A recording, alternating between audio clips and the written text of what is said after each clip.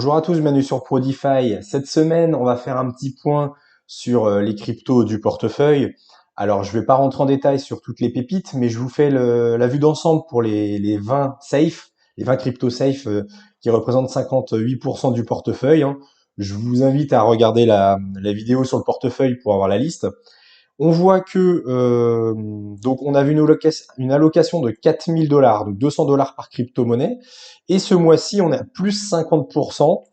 Évidemment, le mois dernier on était à plus 13, donc là on a explosé. Évidemment, là le Bitcoin depuis ces derniers jours explose. Alors les altcoins n'explosent pas tous forcément en même temps, mais on a quand même de belles performances. On a notamment Avax qui a plus de 134%. On a dans les hautes performances, on a Immutable X, plus 264%, Axelar à plus 102%. On n'a plus qu'alors sur les 20 cryptos, on n'a plus que 4 qui sont dans le rouge. On a GMX, mais bon, c'est moins 3%. On a Engine à moins 2%, Bifi moins 17% et Glimmer à moins 8%. Donc bon, on en a 4 dans le rouge, mais c'est des rouges pas très, des rouges clairs, on va dire. C'est des petits pourcentages. Et par contre, il y a beaucoup de cryptos qui sont dans le vert, voire dans le vert très foncé, qui ont explosé. Donc ce qui fait qu'on est à plus 50% sur ce top 20 des grosses crypto-monnaies. À savoir que j'ai inclus, alors je vous avais dit que j'attendais la sortie du token Stark de Starkware pour l'intégrer au portefeuille. Donc voilà, j'ai rajouté une ligne Starkware, donc 200 dollars de Starkware acheté à 1,90 $. Donc on suivra bien évidemment l'évolution comme les autres cryptos, mois après mois. On va commencer avec le Theta Network pour l'analyse graphique. Alors Theta Network, on était assez plat depuis le 21 mai et là effectivement on a bien cassé. Alors on voit que il y avait vraiment deux vraiment résistances. Il y avait cette grosse résistance au 1,23 et cette deuxième résistance. On va mettre une ligne horizontale ici. Hop, je vais l'allonger celle-là. Voilà, au 1,26 et au 1,70. Et là, ce mois dernier, ben, on a pété les deux résistances d'un coup. C'est incroyable. On n'a même pas retracé, on a pété tout d'un coup. Et là, où est-ce qu'on se retrouve? On est actuellement à 1,99. Et si on fait un Fibo par rapport au dernier sommet, donc le haut, le bas, où est-ce qu'on est actuellement? Eh bien, on est pile poil. Alors, on a méché au-dessus du premier arrêt, mais on est retourné pile au premier arrêt. Enfin, il est à 2, le premier arrêt, et là, on est à 1,99.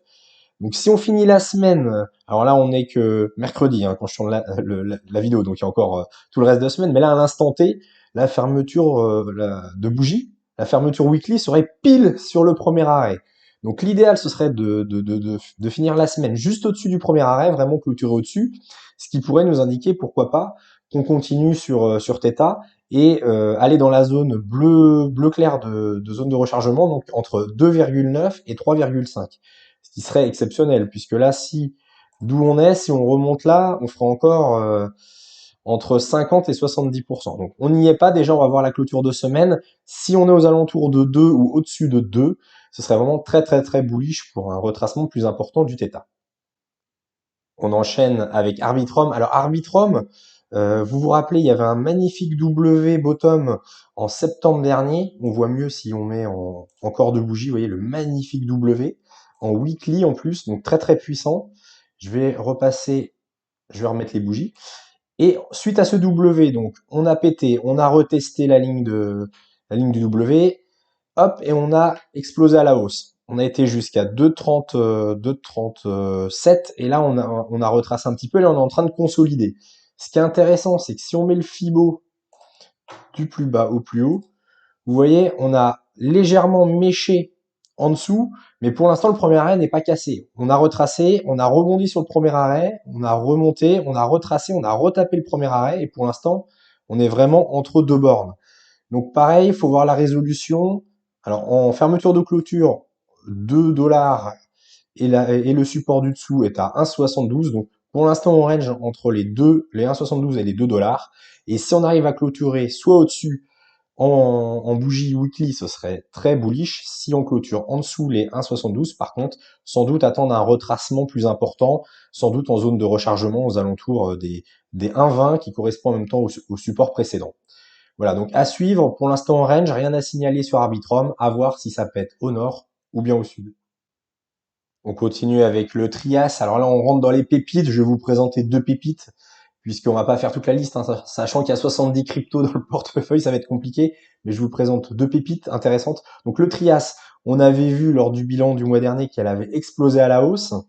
On peut voir que on peut même tracer voilà une trendline, vous voyez. Là, on a une belle trendline montante. Donc on a explosé, on a retracé, on a rebondi une fois, deux fois, trois fois, on rebondit sur la trendline.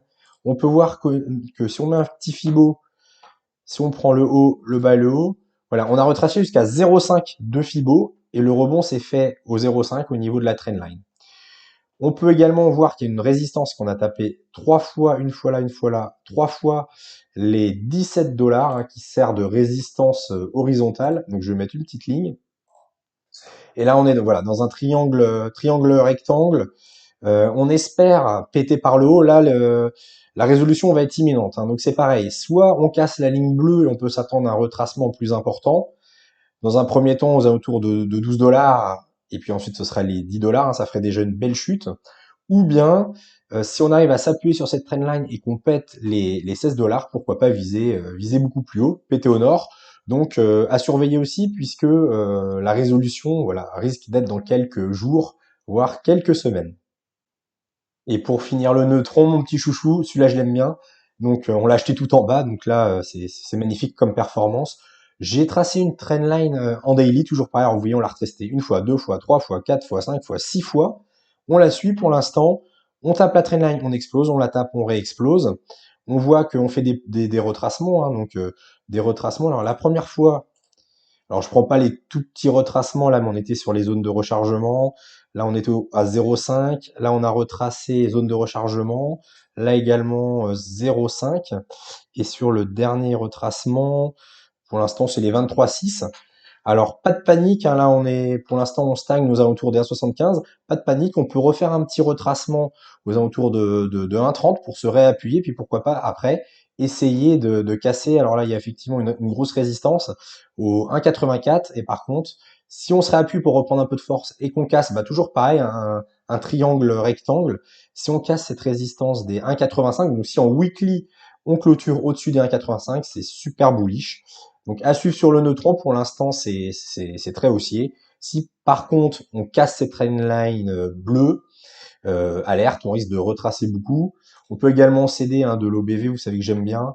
Et l'indicateur en daily en tout cas, rien à signaler. Pour l'instant, la ligne jaune est toujours au-dessus la ligne de moyenne mobile grise. Donc pour l'instant, rien à signaler sur les volumes. Les volumes sont ascendants, donc rien à signaler. On espère que prochainement le neutron pètera les 1,85 pour continuer l'ascension. Voilà, c'est tout pour aujourd'hui, pour cette semaine. Merci de liker la vidéo, ça aide l'algorithme YouTube à recommander cette vidéo. Et puis de mon côté, bien évidemment, je vais vous retrouver la semaine prochaine pour une nouvelle pépite. Allez, bonne semaine, ciao!